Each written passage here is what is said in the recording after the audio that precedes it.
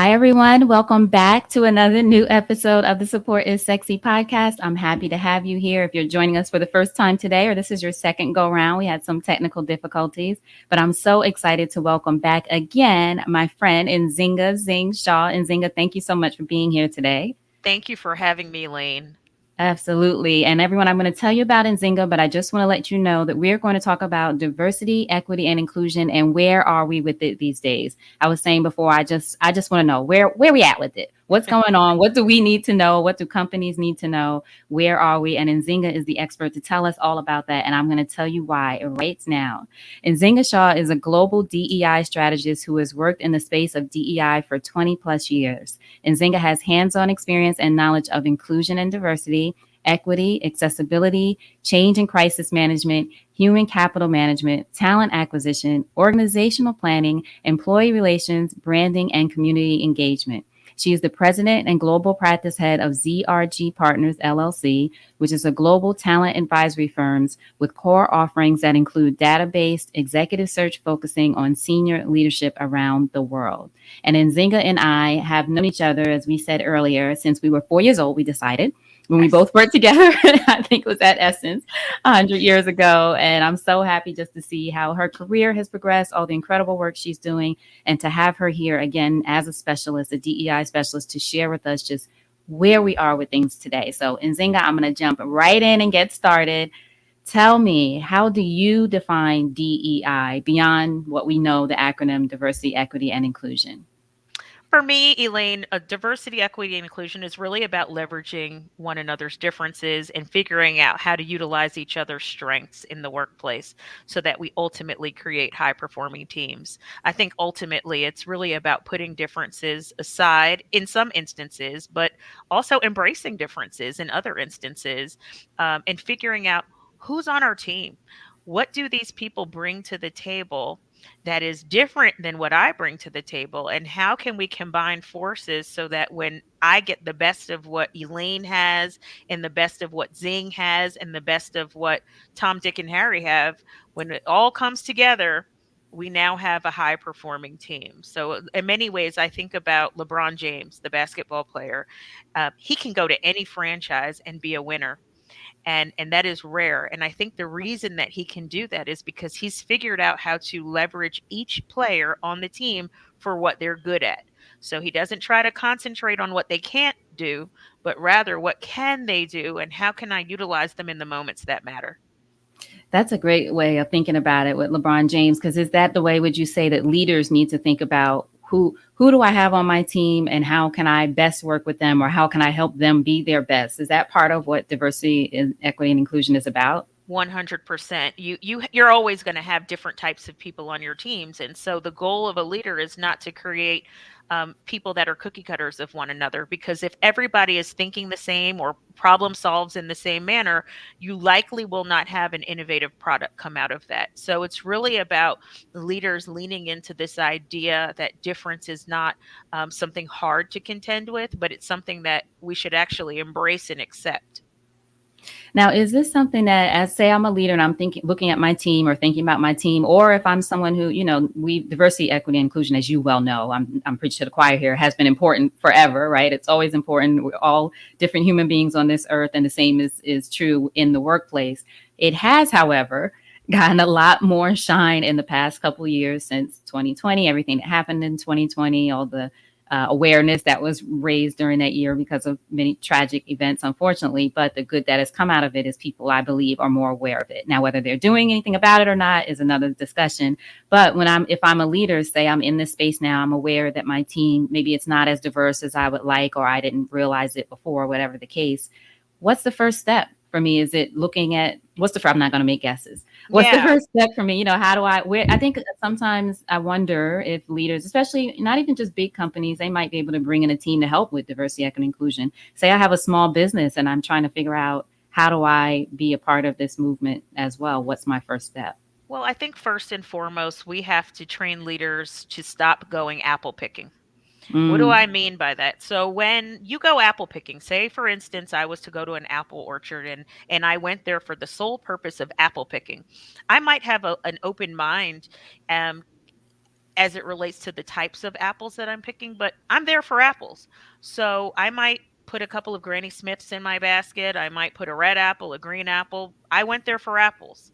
Um, we have to train practitioners, particularly around hiring, that you cannot necessarily get everything that you need if you're going apple picking only. So what I like to do is at the end of the line, I might throw an orange in your basket. I might throw some strawberries in there, some grapes, some bananas, some pears. And oftentimes hiring managers say, well, I really wasn't looking for this orange. I didn't necessarily wrap my mind around what this would look like. And so I just offer a few examples of why an orange might be a good fruit for you in this example.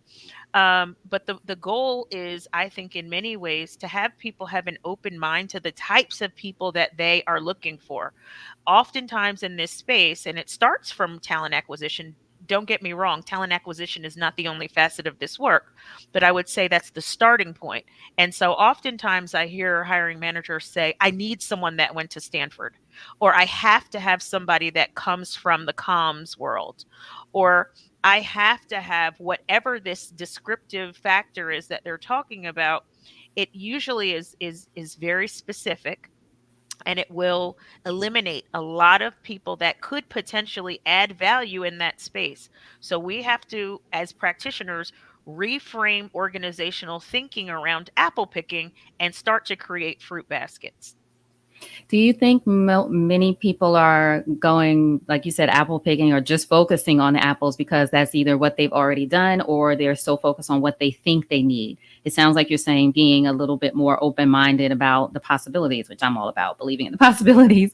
But even as it with the talent acquisition, it's saying, okay, maybe you think you only want people from Stanford, or and even in your mind, you might be thinking, I want to narrow it down. I only want a comms person. I only want this kind of person. I only. Whereas it sounds like you're saying the opportunity for some different possibilities. I think there's a combination of both of those things happening. I think that it's very easy to do what's comfortable. All Mm-hmm. of us as human beings, I think we most of the time try to choose the path of least resistance. And so if we have to hire someone on our team and we've got to get this person in 30 days, we're going to go to what's comfortable. I know as a Spelman alum, I can rely on the women that come out of that institution to bring a certain level of talent to the table, et cetera. That's just my bias because it's from my personal experience. HBCU, Hampton, I'm Yeah, the same. Yep, it's there. It's it's there, right? But so I think a lot of us, no matter what the bias is, we hold it. We have these things mm, because it's our point of comfortability and familiarity.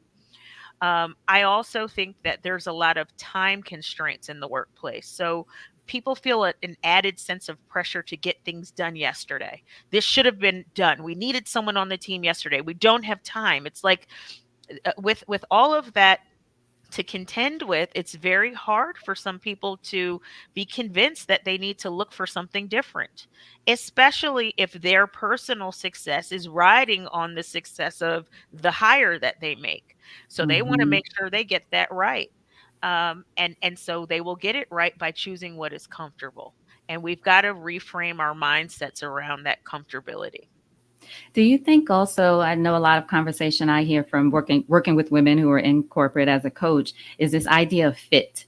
I think fit can it can I see you nodding can there's a I just worry sometimes that fit is the thing that keeps some people who might be great for a position outside of the realm of possibility, as we talked about. But can you talk to us about how leaders should be thinking about fit? Well, first of all, culture fit is a very, very bad phrase to use, in my opinion, because a lot of the cultures that we are trying to place people in, they know that they need to evolve and they know that there has to be changes. So instead of trying to create an environment where people need to fit, we should really be looking at who can evolve this culture. Who can Mm, start to do things that are different than what we're used to? Because that's really what the core of innovation is. You look at certain industries like the taxi cab industry, for example, it got totally disrupted by Uber. yeah. Uber disrupted the taxi cab industry. Um, but they weren't looking for fit. They weren't looking for just people that could just drive a car. They were looking to do something different. And so it came out in their business model over time. we have to start to realize that if you're asking someone to fit into an existing culture, then nothing is going to change. So we've got to, and that may be so, that may be okay for some companies. Some companies may not want to change. But if you True. do want to change, and if you do want to get deeply engaged in diversity, equity, and inclusion, you can't look for a culture fit. You have to look for a culture evolver.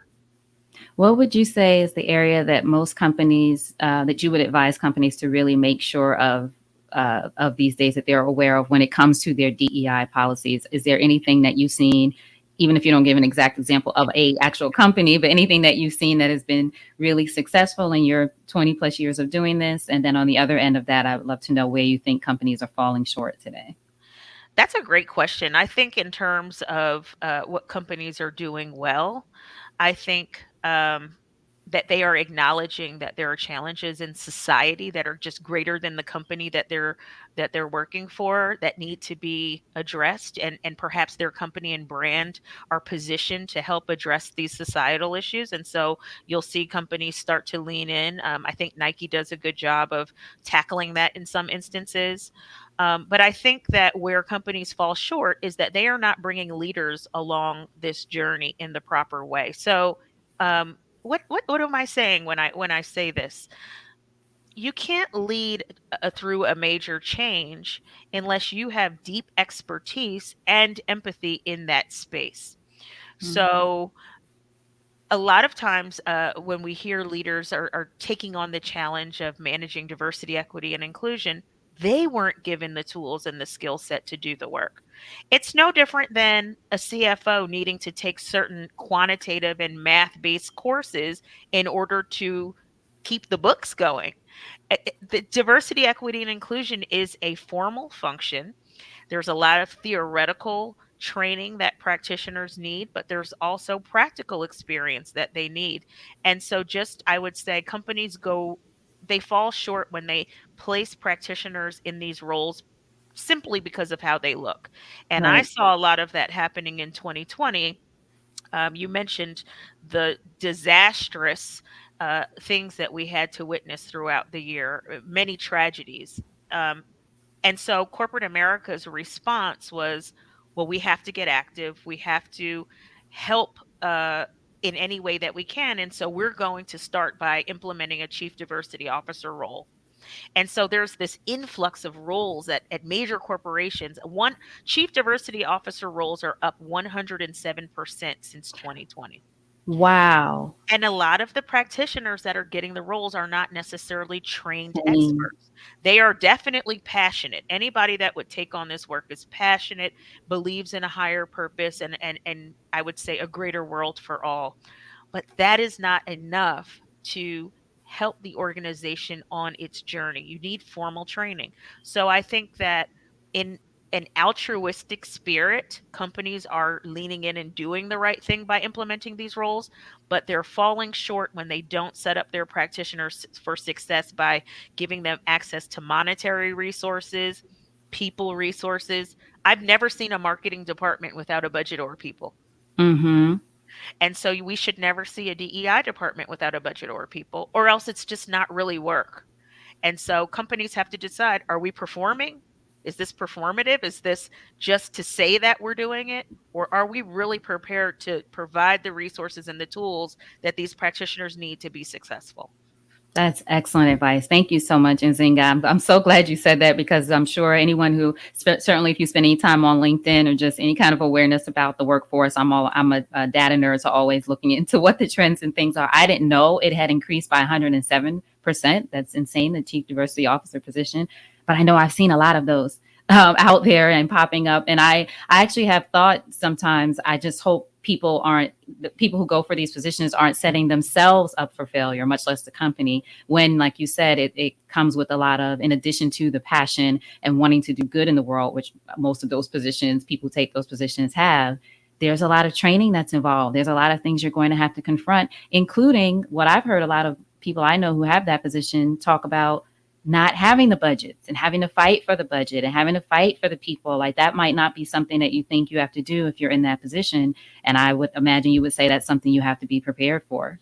You absolutely have to be prepared for it. I when I started doing DEI work, I was in my 20s. I didn't know everything that I know as someone who's 40 plus. And so there were a lot of lessons learned along the way that were Mhm. through trial and error. I would say mostly error. And I also think there's battle wounds that, we all have scars, some of us in this space. For me, one of the greatest lessons that I learned as a young practitioner is to never take a role that is not promising a budget or promising people resources. I used to roll up my sleeves and say, I can do it all I by can do myself. right. I'm a great networker. I'm going to get out there in these streets and Right. meet everybody I can. I'm going to get as much information as I Mhm. can, and I'm going to do this on my own back. And that is absolutely not smart. I would just encourage, and I talk to youth all the time, Elayne, that are interested in this space. I even teach a course at Fisk University right now, a historically Black college in Nashville, Tennessee, that is home to many notable alumni like W.E.B. Du Bois and the late Congressman John Lewis, and even Matthew Knowles is a Fisk alum. But I am teaching this course very purposefully because I realize that this next generation of leaders are interested in DEI jobs. So most of my students are juniors and seniors, and they say they want their first job out of college to be in diversity, equity, and inclusion. And so for me, I offer the course because I have to take on the responsibility of training this next generation properly. The lessons that I was not given, the things that I did not know about until I had to fall on my face. I don't want that to happen to this generation. I want them to come into these spaces well equipped, knowing the good, the bad, and the ugly, and then deciding that they are going to take this on and they're not going to just take on a position without a budget and without people. Excellent. And what's the name of your course at Fisk? It's called Advancing Diversity, Equity, and Inclusion in Business and Beyond. It's a component of the honors program, and we house it in the John R. Lewis Institute for Social Justice. Beautiful. I love it. So, everyone, again, just to let you know, if you're just hopping on, we're talking to Nzinga Shaw, who is a DEI specialist, has many years in the business, in the industry, in the field, 20 plus years. And we're talking about diversity, equity, and inclusion, what that means, what companies are getting right, where companies might be falling short or might want to look to expand the possibilities. I've just adopted that phrase here expand the possibilities of what they're able to do. Bryant said, dropping gems. Thank you, Bryant. Everyone, if you have any questions or comments, please go ahead and drop them in. We'll make sure to get to them. So, Nzinga, shifting gears for a moment, I want to ask you your thoughts on the Great Resignation, which has also been called the Great Reshuffle. It's getting all kinds of names now. But for anyone who hasn't heard the term, it's been I can't remember the exact number. I should have looked that up, but I certainly have the reports on just the millions of people who quit their jobs in the past couple of years, more than I think ever in history. And this has been called the Great Resignation. And on both ends, companies, of course, are worried because people are leaving positions and now they're having to backfill all of these positions at all different levels. This isn't even just executives. But now I'm starting to see, I don't know if you've seen this in Zynga, employees talk about how the Great Resignation isn't working for every employee. Some people are hopping and moving to jobs and not acquiring the power that they thought they'd have just by moving the position. And that power usually being more money or flexibility or more opportunity or autonomy or all these other things. So, but it's been celebrated as this, employee empowerment. People are leaving their jobs and getting new opportunities to do whatever they want to do now because of, the almost desperation of some companies to find people. But, sometimes the cultures and things haven't changed like we thought. So I want to hear your thoughts on the Great Resignation. Where are we with I that? have so many thoughts about the Great Resignation because I do think it's a very real thing. People are leaving companies in numbers that are just astronomical. But what I would say is this: companies that have strong cultures that treat people well are not nervous about the Great Resignation. So Mm, when we hear companies say, "Oh my God, it's the Great Resignation," we're so scared. It's likely because you have an organization that has provided traumatic experiences to people that they are no longer willing to put up with. So for me, as a business leader, I tend not to look externally before looking internally. So, like, let me give you an example. I'm a mom. I have 3 kids. I make sure my kids eat dinner before anybody else's kids. You know, when you come into my house, I have to take care of my three kids. I care about other people's children. We do community service in our house. Me and my husband and kids, we go to homeless shelters, we help others. But before we do all of that, we make sure what's good in our home is good and working. Companies have to take that same approach. You can't try to help the world through your brand, through your community service activities or your social outreach or whatever these companies are saying on their websites. And you have people that are working at your company that are um, disengaged.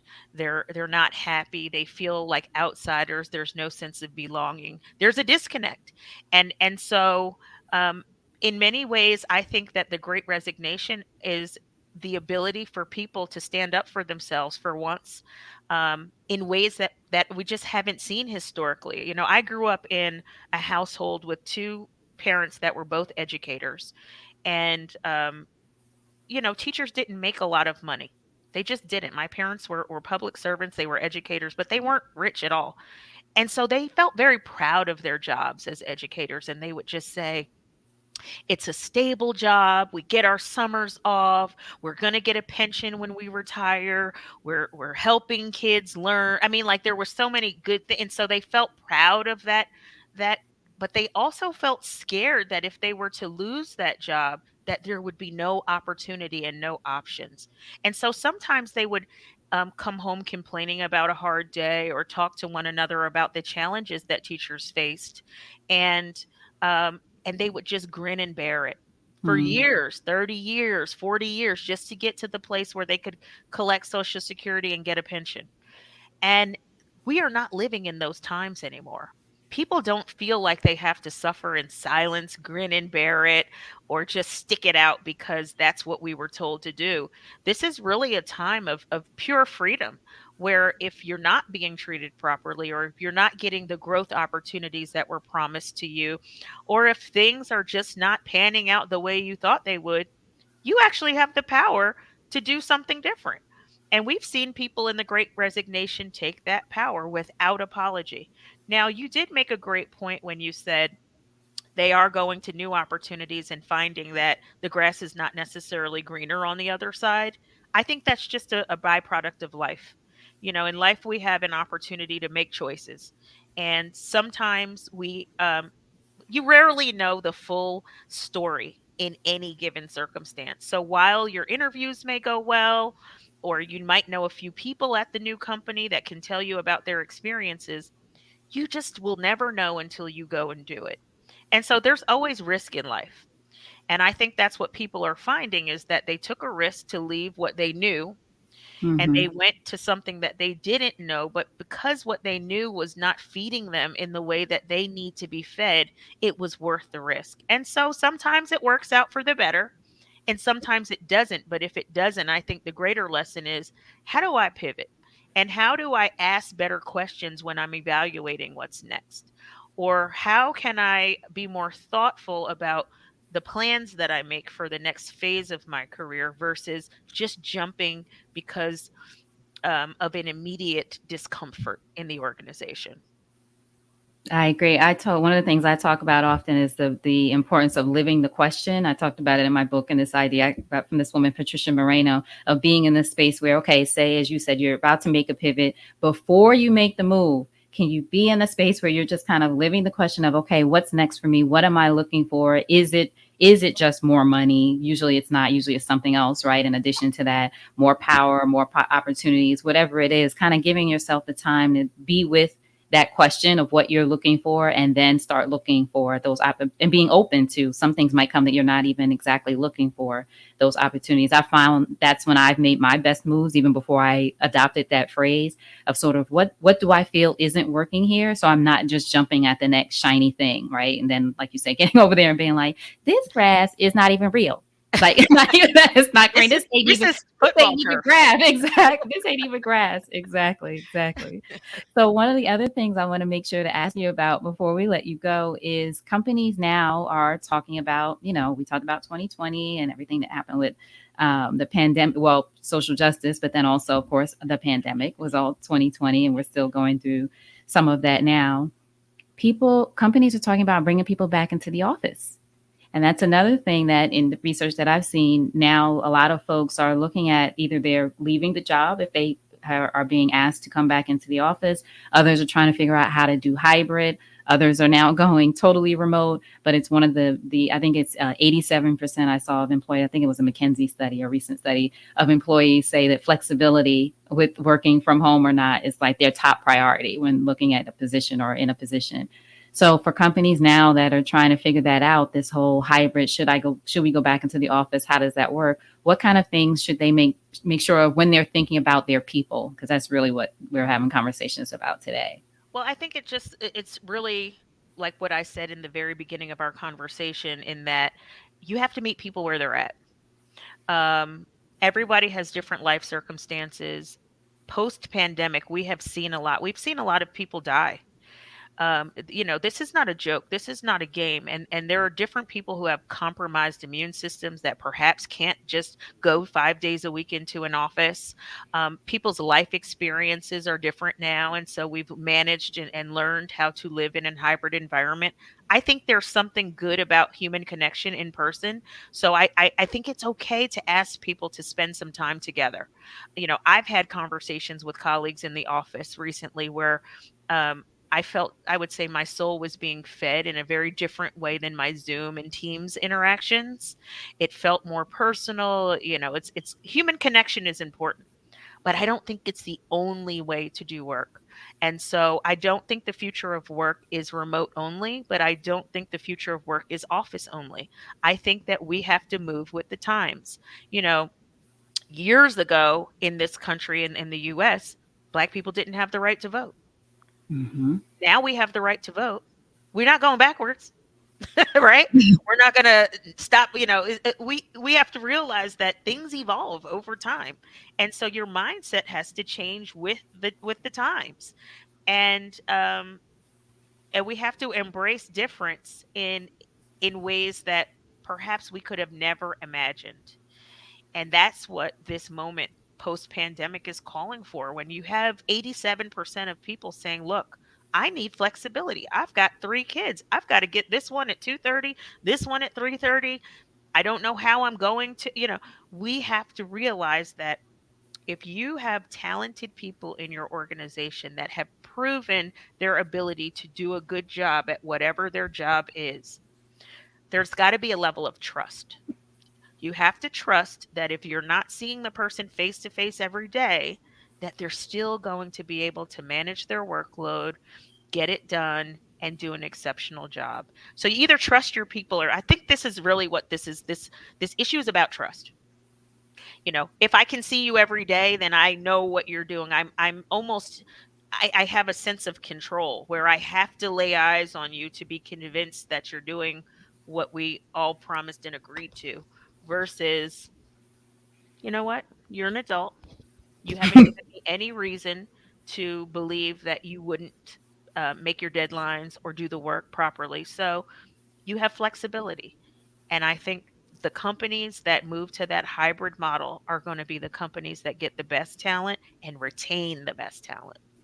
And that's a big topic that I work when I work with companies from the coaching end. It's like we need to retain the people, the good people that we have, right? Yes, people are leaving, and people have been leaving jobs. That's not anything new. It's just that it's been such record numbers that this has been happening in. But I think what you just said is so important, or what companies are focused on, retaining their good people. And the way to do that sounds like what you're saying is listening to your good people, being open to what's possible. And I think it's no longer a one size fits all, right? For That's right. companies. And I think that the pandemic, as bad as that time was, a lot of companies that said they could never go remote all of a sudden we're putting thousands of people. It's I true. remember talking to, so I won't say the organization, but I remember I was in discussions about a whole different project. Obviously, we weren't talking about the pandemic when it first happened. And I was having conversations with this woman who was in HR at a huge company. And when I talked to her shortly after everything closed down, she was like, I'm trying to figure out how to get 40,000 people online right now. It just was like Yeah, a huge, but it was just such a, but they did it because we had to do absolutely. it. We were pushed, like you said, we evolved, and sometimes it's gradual, sometimes it's forced. So that was something that was forced, but it was something that was possible. We all figured out because as humans, we know how to adapt if we really want to. And I think diversity enables that. So, Mm. and I'll give you an example of what I mean. And I'll use another MBA analogy. Everybody knows I worked at the MBA for 5 years. It's an organization I love. And I really do believe that out of all of the sports leagues and teams, the MBA does the best job at DEI because they they have truly fundamentally leaned into this concept. When you look at ownership, you've got black owners, you have women owners, you have Asian owners, people of different backgrounds that are owners. When you look at the league office and who runs the league office, you really do see an array of men and women and different races represented, and even sexual orientation. And the reason I think that is important, when you think about when the pandemic first hit the US, all sports organizations, even the US Olympic Committee, decided to shut everything down. I mean, we didn't have the Olympics in 2020, which is unprecedented. Um, and the NBA was the only sports league that was able to create the bubble very quickly. They got players in a very safe and contained environment. They also thought about, well, what is this moment? What else is this moment asking for? They thought about what happened to George Floyd and Breonna Taylor and Ahmaud Arbery and social justice. And so they used their platform as a sports organization to start to leverage those words like unity, equity, because instead of players wearing their names on their back, it now said equity, love, diversity, inclusion, And so they were pushing this agenda. Um, and for me, I think that was the reason that they were able to do it so quickly and in such an innovative fashion was because there was diverse people at the table talking about how do we meet this moment and how do we create a platform so that we can still play ball, so that we can still entertain fans and they can either tune in on their televisions or they can live stream or however they're going to consume our sport. You didn't see that happen in the NFL. You didn't see that happen in Major League Baseball. And no shade to those institutions, but I believe that diversity, equity, and inclusion was the main factor in getting the NBA to be operational so quickly. That's a great way to bring it back full circle of just how diversity, equity, inclusion plays a role in all of these different ways. And even in the moments of a pandemic, it could be the thing that helps your organization really figure out innovative ways to address an issue, whatever that issue is that comes up. It's not just feeling slack. That's what I wanted to make sure was part of this conversation too, which you've been so eloquent in sharing, that it's not just checking boxes, not just filling slots. It's definitely not just filling quotas. How can you as an organization leverage diversity, equity, and inclusion? And then, of course, it helps the people that you hire bring into the organization who they're allowed to be in the company of, whether it's in the office or online. It's so much more than just checking boxes, would you say? You cannot just check boxes because here's the thing, people are not data points. Right. People, we're not data points. People are journeys. People are stories. People have lived experiences. What data point would you check for me? I mean, probably black woman, but I'm so much more than that. I'm a mom. I am a teacher. I am a DEI practitioner. I'm a great friend. I have a lot of different things that I would want you to check off about me, not just the fact that I'm black and a woman. And so I get very frustrated when people approach DEI work from a metrics only perspective. Now, Mm. I'm just like you. I think data matters. Data helps to inform a story, and data helps to inform what we need to be working on in order to evolve our journey. But, I can give you an example. Um, if there's a hiring manager and they say, I have 4 openings on my team and I need you to hire a diverse slate of people. I need to make sure, first and foremost, that there's diversity on my team. And you go about this checking the box activity. You might say, okay, well, here's your slate. I have 1 black, one white, one Hispanic, and one Pan Asian. And someone might look and say, wow, that's great diversity. But if all of those people went to Harvard, if all of those people are heterosexual, if all of those people live in Massachusetts and they all love the game of basketball, I guarantee that there is very little innovation that will come out of that group. So, yes, they do look different, but they're not necessarily different mindsets. So, part of the diversity equation is looking different, right? Because certain communities do have unique experiences. But the other part is making sure that the mindsets are not all the same. So we can be black and white and have the same mindset. And that's not helping us to differentiate our organization from others if we're all thinking alike and problem and approaching problem solving the same way. So metrics is important, data is important, but it is not the only thing that should fuel a DEI journey. I love that. I love that example. Thank you for sharing that. And then who is the person then? And say who like who is the person in the company that I am who that we should that is the person that says here are the four different people, here are their different experiences, here are they is it just the HR person, is the chief diversity officer involved in that, is it I'm just thinking There from has to be an ecosystem. is it There the has manager or is that or is that about the culture, this is It's the what we do, culture. it's It's the the culture, culture. but it starts from the very top. It starts from your CEO. Mm-hmm. If your CEO is giving lip service to DEI, but not deeply engaged, and so they just put your function in human resources and say, oh, yeah, that's part of HR, and they're never talking about it and not doing the work, I guarantee that nothing will happen in that organization. That's what we need to It's, know. it's like my house. Like in my house, with these three children that I'm raising, I am ultimately responsible for disciplining my kids. I'm sorry, you just went on mute, Elayne. I don't know if you realize it. That's okay, siren was going by. Oh, I'm ultimately responsible for disciplining my kids. I can't give that responsibility to the neighbors. I can't give that responsibility to my in laws. It's me first, me and my husband first and foremost, and then we bring others in. Same thing with the companies. If your CEO is not demanding accountability, is not giving a roadmap to their leaders that report to them on how this work matters and why it should be managed in a specific way, there's no way that your head of marketing, your head of finance, your head of strategy, and all of these fancy departments are going to listen to your DEI officer. If that accountability is not coming from daddy at the top or mommy at the top, then it's all going to fall down. So I always say, even if you don't report directly to the CEO, you should report to the CEO as a DEI officer. But a lot of people don't. A lot of people still report to the CHRO. And I think that's okay in some instances, but there has to be a direct communication with the CEO frequently. And there has to be messaging from the CEO about what accountability looks like and what will happen if you don't follow these rules. That's the thing too that I've heard folks in corporate talk about this idea. They have all these plans or marching orders of what diversity is going to look like in the organization, diversity, equity, and inclusion in the organization.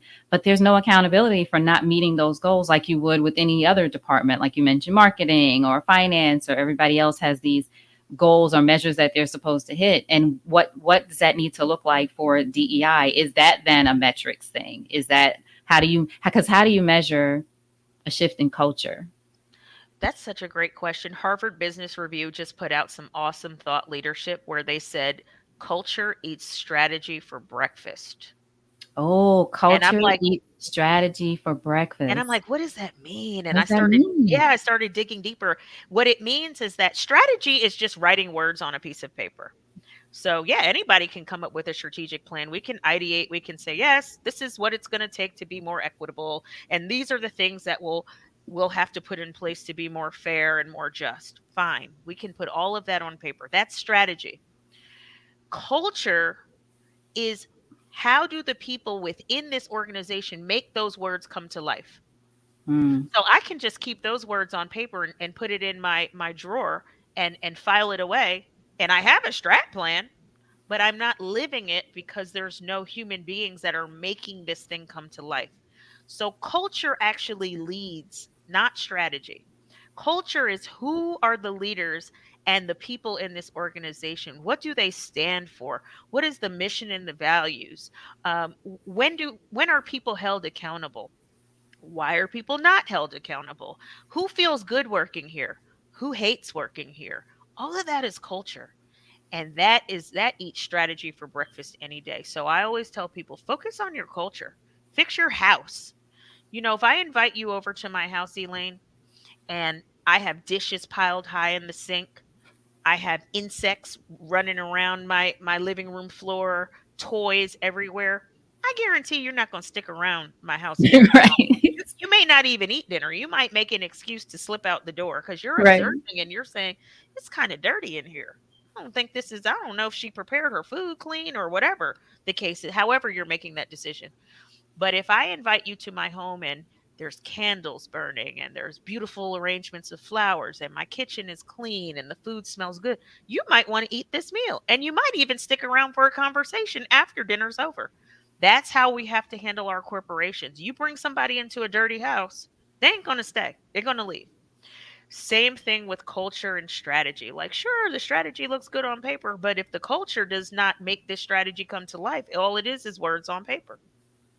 That is excellent. Brian said that was a very impactful statement. Yes, Brian, culture, culture eats strategy for breakfast. And that was a great explanation and breakdown of it. So, Nzinga, before I let you go, I want to ask you, what do you see, a huge question, what Okay. do you see as the future of work? Or what would you like to see? Say if you did have a magic wand and you were creating a world with this is what you hope, how you hope companies will start to move, or how you hope people will start to choose the companies they go to, whatever that looks like for you. What would be an ideal future of work for you? I think where onlys and others can rise to the highest ranks of leadership and start to infiltrate organizations on boards, in CEO positions, in bottom line driven positions, and really not just be there as a check the box, but have an influential voice in the business decisions that are being made. Um, yeah, I want to see a world where people who have historically been excluded are now at the very top and being not only included but embraced. For me, that a true equitable world. But I also can I share 7 things that I would want the audience to know. You My idiot. absolutely please can. You absolutely can. But I'm feeling all warm inside about onlys and others being able to hold space in these organizations. I love that Yeah, phrase. and not But only yes, hold space, hold the top spaces. hold the top space. Yes, absolutely. I So, love it. my former manager is Roz Brewer. She was the Well, COO of CEO, Starbucks when I was the chief diversity officer there. She's now the global CEO of Walgreens. This huge. is not common for a black woman to. This is a Fortune 20 company, and she's at the helm of it. That's what I want to see. I want to see more of that. I don't think she's the only person in the world that looks like herself that can do that job. I think there are people out there that need to be poured into, and then we'd start to be surprised. I will never forget the day when the first time Barack Obama was elected to office, and my father, we were in Brooklyn. I'm a native New Yorker, and he cried and he said, "I never thought I would see the day." As a Hmm. black man who grew up in the United States, I never thought I would see the day that a black man became the president of this country. And he said, I lived to see it. And that's what I want to see in a future world. I want to see people that have historically been excluded take on these top positions and do a great job at them. And And so be I'm going to supported in them. leave Yes, you give guys us with those my seven. axioms for leadership in life. You ready? Okay. Okay. Everybody First, listen up. listen up, guys. Okay, first, no one is as good or bad as you think. No one is as good or bad as you. Tell us what that means. It says we make a lot of decisions based on the small amounts of information that we know about people, Hmm. and so someone might say a curse word or get upset with somebody in a specific example, and then we say, "Oh, they're such a bad person," or "Oh, do you see that nasty attitude?" Not recognizing that they probably just had a bad day.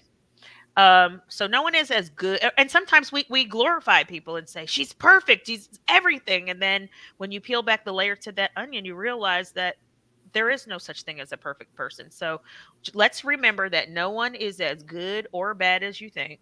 Okay. it depends on facts and circumstances. That's something else. Like sometimes the world is not black and white. Sometimes there is room for gray. So it depends on facts and circumstances. Things change. So if things change, we have to be malleable. We have to figure out how to move with the times. You can't just get stuck. You rarely know the whole story, and that speaks for itself. You rarely know the whole story. I have seen so many people take to social media after reading a soundbite of a story and just going off and ranting, and it's like you don't even know what happened. You just know a little piece of the puzzle, and you're creating this whole entire narrative that now others are running with. Like you have to be careful because you rarely know the whole story. um, there's always risk. And I think I talked about that a little bit earlier, but some of these roles that we're taking, or when we decide to leave one company and the great resignation and go to another, there's always risk. So just know that. Um, Courage is often required.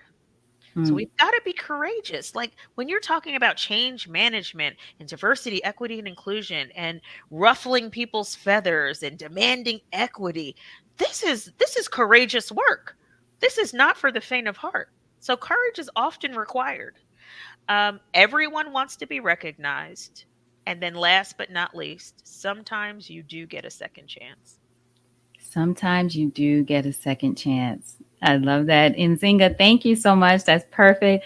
Katura, hopefully I'm pronouncing your name right. She repeated, no one is as good or bad as you think. Excellent. Thank you for leaving us with those. Now tell people how to get in touch with you, to follow you. Everyone, make sure you connect with Nzinga on LinkedIn. She is here, or follow her on LinkedIn. Make sure you connect with her there.